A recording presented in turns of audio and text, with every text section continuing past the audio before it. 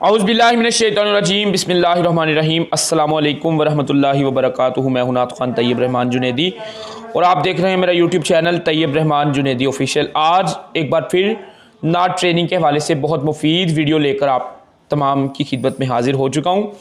आज का हमारा वीडियो का टॉपिक है कि हाई स्केल में अपनी आवाज़ों को कैसे बनाएं। आज मैं बताऊँगा हाई स्केल पे आप अपनी आवाज़ को सही तरीके से किस तरह बना सकते हैं, इसकी बेसिक बताऊंगा। और क्या हाई स्केल पर ही अगर आवाज़ हो तो आप नात पढ़ सकते हैं, इन तमाम चीज़ों पे बात करेंगे। लेकिन आगे बढ़ने से पहले चैनल को सब्सक्राइब कर दें, बेल आइकन कॉल पे प्रेस कर लें ताकि हर वीडियो का नोटिफिकेशन आपको मिल सके। तो सबसे पहली तो बात यह कि हाई स्केल पर आवाज़ बनाने के चक्करों में ना बहुत से नात ख़वानों ने अपनी आवाज़ को ख़राब कर लिया हुआ है। वो हाई स्केल पे आवाज़ बनाने के लिए मुख्तलिफ़ तरीके इस्तेमाल करते हैं। वो कोशिश करते हैं हम 10 दिनों में ही, बस 15 दिनों में ही अपनी आवाज़ को जल्दी जल्दी ठीक कर लें, बना लें हाई स्केल में। इस चक्करों में ना मैंने बड़े ऐसे नात ख़वान देखे हैं, उन्होंने अपनी आवाज़ों को ख़राब कर लिया। तो हमने बेसिक से स्टार्ट करना है कि हाई स्केल पे आवाज़ कैसे बनती है। देखिए, बात तो ये है कि हमने अपना नाम पैदा करना है। तो ये ज़रूरी नहीं है कि हाई स्केल में ही आवाज़ हो तो फिर ही आपका नात की फील्ड में नाम पैदा होगा।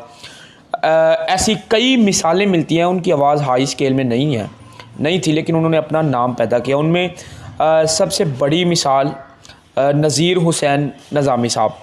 वो हमेशा नीचे पढ़ते थे लेकिन वो एक रंग पैदा कर देते थे। उनकी आवाज़ इतनी हाई स्केल में नहीं थी लेकिन वो कमाल पढ़ते थे। इसके अलावा और बहुत सी मिसालें मिलती हैं।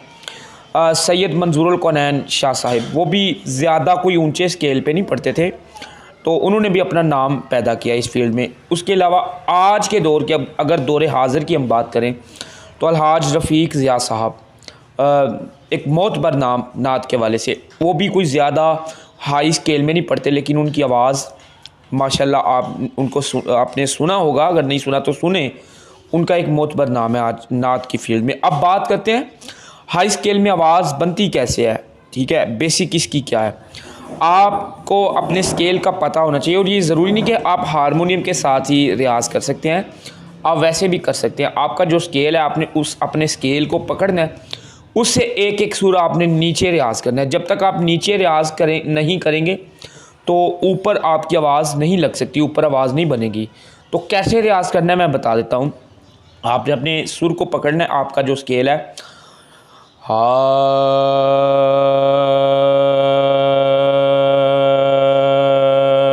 पूरा सांस आप खींच के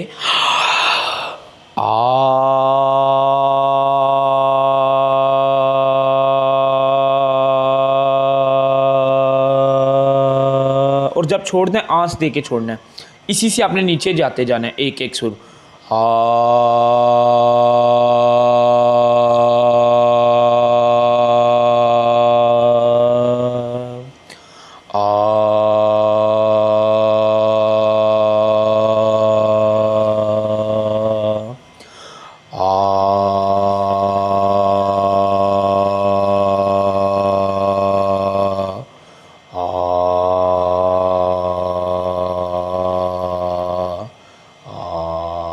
जहाँ तक आप नीचे रियाज़ कर सकते हैं, आपने देखा होगा जहाँ तक आपकी रेंज आसानी से आप जा सकते हैं वहाँ तक आपने नीचे रियाज़ करना है। इसके लिए सबसे बेस्ट टाइम है आप सुबह टाइम रियाज़ करें। अपने करीब आप किसी पार्क में जा सकते हैं, अगर आपके करीब कोई नहर है तो वहाँ पे जाके आप सुबह अगर ये रियाज़ करते हैं तो ये आपके लिए बहुत ज़्यादा फ़ायदा मंद है। तो 10 दिनों में या 15 दिनों में आपकी आवाज़ ठीक नहीं हो जाएगी, इसके लिए एक प्रॉपर टाइम लगता है, फिर ही जाके आपको कोई अच्छा और पॉजिटिव रिज़ल्ट मिलेगा।